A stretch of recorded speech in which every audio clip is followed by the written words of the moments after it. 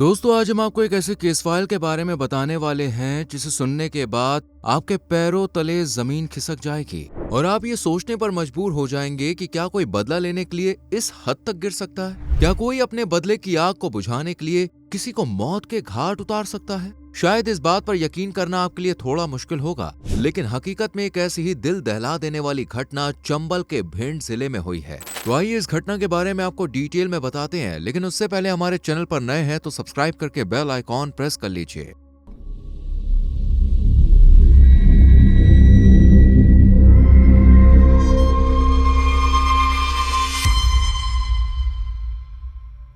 इस case file की शुरुआत होती है साल 2024 से, जहां चंबल के भिंड शहर में एक बड़े व्यापारी विनोद जैन अपने परिवार के साथ रहते थे और उनका इसी शहर में एक होटल भी था जिसका नाम था पन्ना पैलेस। इस होटल के अलावा विनोद जैन ट्रांसपोर्ट के बिजनेस में बड़ा नाम रखते थे, जिस वजह से उनकी पहचान दूर दूर तक थी और घर में पैसों की कोई भी कमी नहीं थी। इसीलिए शहर के अमीर व्यापारियों में उनकी भी गिनती होती थी। बिजनेस के अलावा विनोद जैन की राजनीति में भी काफी अच्छी पकड़ थी और साथ ही ये पॉलिटिक्स में भी एक्टिव थे, इसलिए इनकी स्थानीय विधायक से काफी अच्छी दोस्ती भी थी, जिसका सबूत लोगों को पिछले साल नवंबर में विधानसभा इलेक्शन के दौरान देखने को मिला था। दरअसल पिछले साल नवंबर में विधायक जी का पब्लिसिटी ऑफिस उनके होटल में ही बनाया गया था। इस बात से ही आप समझ सकते हैं कि विनोद जैन का होटल कोई मामूली होटल नहीं था, बल्कि ये एक शानदार बिल्डिंग थी जो 4 मंजिलों में बटी हुई थी, जिसमें ग्राउंड फ्लोर पर पन्ना रेस्टोरेंट मौजूद था, जहां खाने पीने का बढ़िया इंतजाम होता था। इसके ऊपर की 3 मंजिलों पर कमरे बने हुए थे जो भिंड आने वाले यात्रियों को आराम पहुंचाने का काम करते थे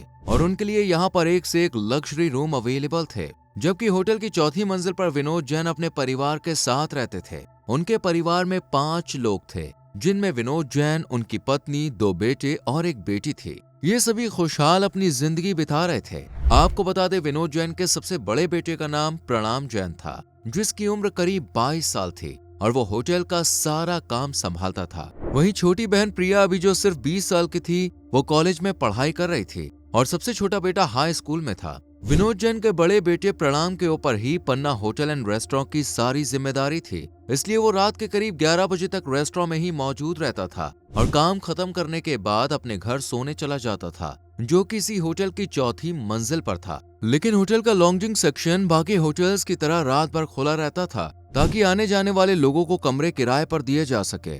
इस दौरान होटल में सिर्फ एक मैनेजर और 2 रूम बॉय रुकते थे, जो जरूरत पड़ने पर यात्रियों की सेवा करते थे। ऐसे ही कुछ 8 मार्च की सुबह तकरीबन 4:30 बजे हुआ, जब 2 नौजवान यात्री अपना बैग लेकर होटल के काउंटर पर पहुंचे और उनकी डिमांड पर उन्हें कमरा नंबर 301 दे दिया गया। रूम बॉय इन्हें छोड़ने के लिए कमरे तक गया और फिर वापस ग्राउंड फ्लोर पर आ गया और नीचे जमीन पर बिछे अपने बिस्तर पर सो गया। अगले दिन महाशिवरात्रि का दिन था। सड़कों पर हल्की चहल पहल शुरू हो गई थी, लेकिन माहौल में अब भी सन्नाटा था। बस आसपास के मंदिरों से आती घंटियों की आवाज ही इस खामोशी को दूर कर रही थी। लेकिन कुछ ही देर में एक ऐसी घटना घटी जिसने इस खामोशी को चीख पुकार में बदल दिया। एक के बाद एक 6 गोलियों की आवाज सुनाई थी और ये कहीं और नहीं बल्कि पन्ना होटल की 4थी मंजिल पर चली थी, जहां विनोद जैन अपने परिवार के साथ सो रहे थे। पर जैसे ही उनके कानों में गोलियों की आवाज पहुंची, सब घबरा कर उठ गए। इससे पहले कि अभी वो कुछ भी समझ पाते,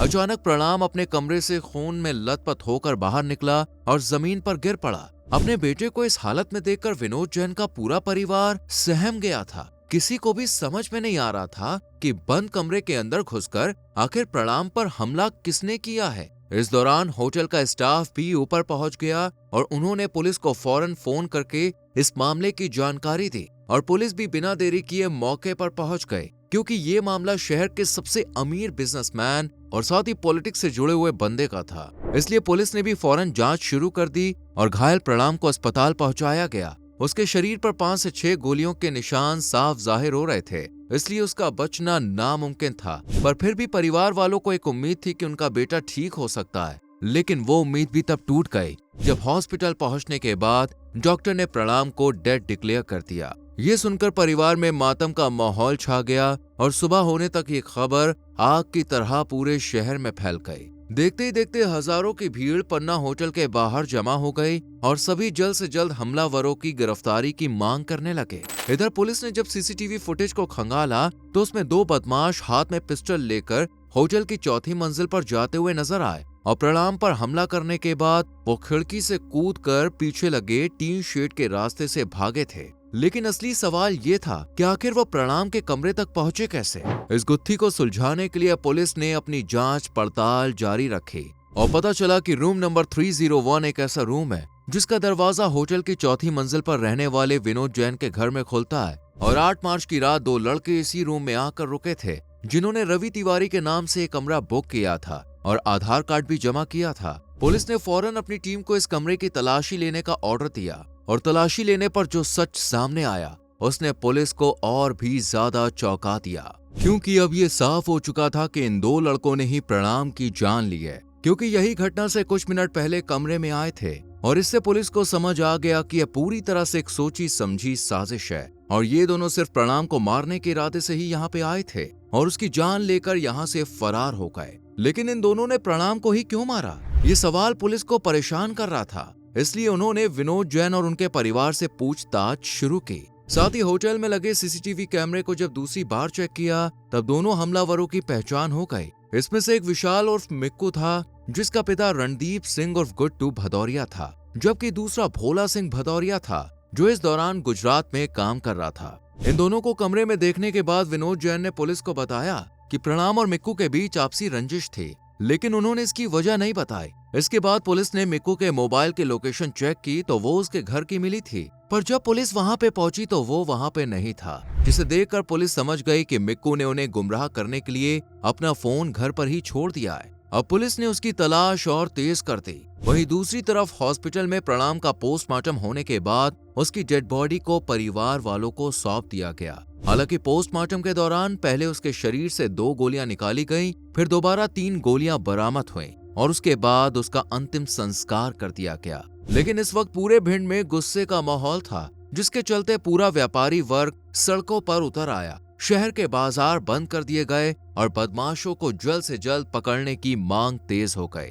हालात जब हद से ज्यादा बिगड़ गए तब पुलिस ने खुद सामने आकर लोगों को आश्वासन देते हुए कहा कि वो जल्द ही दोनों आरोपियों को गिरफ्तार करेगी, जिसके बाद पुलिस की कई टीमें बनाई गईं और इन दोनों पर 10-10 हजार रुपए का इनाम देने का भी ऐलान किया गया। इसी दौरान पुलिस के हाथ एक अहम सुराग लगा, जिसके बाद प्रणाम की मौत की वजह सामने आ गई। दरअसल पिछले साल नवंबर में प्रणाम और उसके पिता विनोद जैन ने बीच बाजार में मिक्कू की बुरी तरह से पिटाई की थी और उसे अपशब्द भी कहे थे, जिसके चलते मिक्कू और प्रणाम में रंजिश बढ़ गई। लेकिन पुलिस को अब भी कहीं न कहीं ऐसा लग रहा था कि ये एक अधूरा सच है और इसके पीछे कुछ और ही वजह छुपी हुई है। इसलिए जब गहराई से इस मामले की जांच की गई तब पता चला कि मिक्कू की मां भी एक पॉलिटिकल पार्टी में है, जबकि प्रणाम के पिता भी पॉलिटिकल पार्टी से जुड़े हुए हैं। इसी वजह से दोनों परिवारों के बीच जान पहचान हो गई थी और मिक्कू इनके घर भी आने जाने लगा था। कुछ टाइम के बाद इसके और प्रणाम की बहन प्रिया के बीच अफेयर शुरू हो गया, लेकिन मिक्कू एक अच्छा लड़का नहीं था।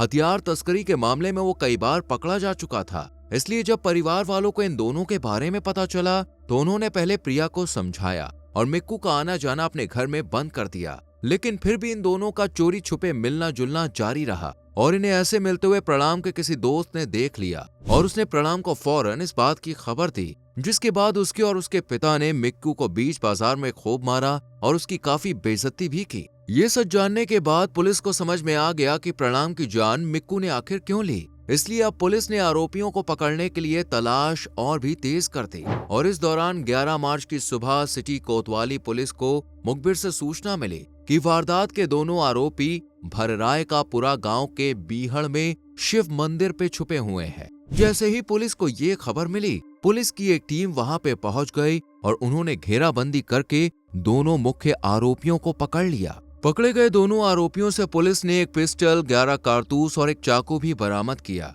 गिरफ्तारी के बाद मिक्कू और भोला ने पहले तो खुद को बेगुनाह बताया, लेकिन पुलिस ने सीसीटीवी फुटेज दिखाकर पूछताछ की तो दोनों टूट गए और सच बता दिया। मिक्कू ने कबूल किया कि वो सिर्फ प्रणाम को नहीं बल्कि प्रिया को छोड़कर पूरे परिवार को मारने के इरादे से आया था। इसलिए इन दोनों ने पहले प्रणाम के ऊपर हमला किया और उसके शरीर में 6 गोली दागी, जिसमें से 5 गोली उसे लगी और 6ठी भोला की कलाई में जा लगी, जिस वजह से इनकी पूरी प्लानिंग बर्बाद हो गई और ये केवल प्रणाम को ही मार पाए। दोनों के कबूलनामे के बाद पुलिस ने उन्हें अदालत में पेश किया और 5 दिन की रिमांड पर ले लिया। रिमांड के दौरान जब पुलिस ने सख्ती से पूछताछ की तब मिक्कू और भोला ने बताया कि इस वारदात में वो अकेले शामिल नहीं है, बल्कि उनके साथ 2 और लोग हैं, जिसमें मिक्कू के दादा ब्रिज नारायण सिंह भदौरिया हैं और साथ ही एक शातिर बदमाश तेज सिंह भी है। दरअसल प्रिया के परिवार वालों ने जब मिक्कू को बीच बाजार में सबके सामने पीटा था, तब से ही वो बदले की आग में जल रहा था। उसे कुछ भी समझ में नहीं आ रहा था कि वो क्या करे, इसलिए उसने ये पूरी बात अपने दादा ब्रिज नारायण को बता दी और उन्होंने अपने पोते को बदला लेने के लिए उकसाया और उसकी मुलाकात शातिर बदमाश तेज सिंह से करा दी। तेज सिंह ने मिक्कू से कहा कि अगर उसे बदला लेना है तो वो किसी दोस्त को अपने साथ शामिल कर ले, और उसके कहने पर मिक्कू ने गुजरात में काम करने वाले अपने दोस्त भोला भदौरिया को गुजरात से बुला लिया। और आपको बता दें, इस पूरे हादसे की प्लानिंग दिसंबर 2023 के महीने से चल रही थी। इसके बाद तेज सिंह, मिक्कू और भोला भदौरिया ने एक मीटिंग की और ये तय किया कि होटल पन्ना पैलेस में रूम बुक करने के बाद वो अपना बदला लेंगे। इसी प्लानिंग के तहत दिसंबर के महीने में ही मिक्कू ने होटल के रूम नंबर 301 को बुक करने की कोशिश की। ये वही रूम है जिसका दरवाजा होटल की 4थी मंजिल पर रहने वाले विनोद जैन के घर में खुलता है। लेकिन ये रूम किसी वजह से मिक्कू को मिल नहीं सका, बल्कि इसकी जगह रूम नंबर 302 बुक हुआ, जिस वजह से वो अपने मंसूबे में कामयाब नहीं हो सका और उन्होंने अपनी प्लानिंग को कुछ दिनों के लिए टाल दिया। इसके बाद मिक्कू ने अपने एक दोस्त रजत की मदद से विनोद जैन के घर की रेकी करवाई और ये पता लगाने की कोशिश की कि कौन किस वक्त घर में आता जाता है। वहीं उसे पिस्टल और कारतूस लाकर देने का काम तेज सिंह ने किया,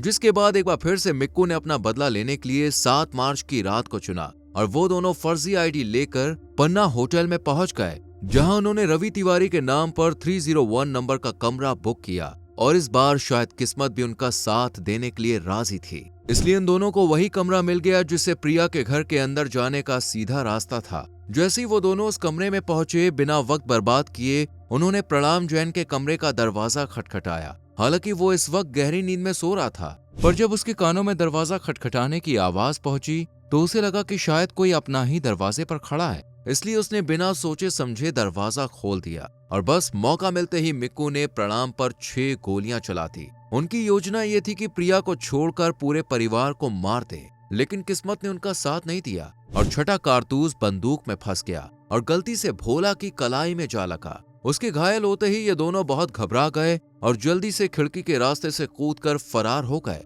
फिलहाल पुलिस के हाथों मिक्कू और भोला दोनों लग चुके हैं और पुलिस अब बाकी आरोपियों की तलाश कर रही है। पुलिस ने पूरी वारदात में मिक्कू और भोला भदौरिया समेत मिक्कू के दादा ब्रिज नारायण भदौरिया के अलावा तेज सिंह और रजत सिंह को भी आरोपी बताया है। लेकिन मिक्कू की मां का कहना है कि उसका विनोद जैन की बेटी प्रिया के साथ कोई रिश्ता नहीं है, बल्कि उसने चोरी के इरादे से इस घटना को अंजाम दिया है। हालांकि दोस्तों, वजह कुछ भी रही हो, लेकिन इस हादसे ने पूरे इलाके को हिला कर रख दिया। इतना ही नहीं, जब पुलिस ने मिक्कू यानी विशाल का सोशल मीडिया अकाउंट चेक किया तब पुलिस को पता चला कि उसने करीब 3 महीने पहले अपने सोशल मीडिया अकाउंट पर एक पोस्ट शेयर की थी, जिसमें लिखा था कि खामोश जरूर हूँ लेकिन कमजोर नहीं, इंतजार करो, नजारा बेहतरीन दिखाएंगे। यानी इस लाइन से आप समझ सकते हैं कि मिक्कू के मन में किस कदर प्रणाम के खिलाफ जहर घुल चुका था। वो उसे मारने का इरादा बहुत टाइम पहले ही कर चुका था और इस पोस्ट के करीब 3 महीने बाद उसने प्रणाम से अपना बदला ले भी लिया। फिलहाल भोला और मिक्कू दोनों पुलिस के शिकंजे में है और इस पर कार्रवाई की जा रही है। अब देखना यह है कि इन्हें प्रणाम जैन की जान लेने के जुर्म में क्या सजा दी जाती है।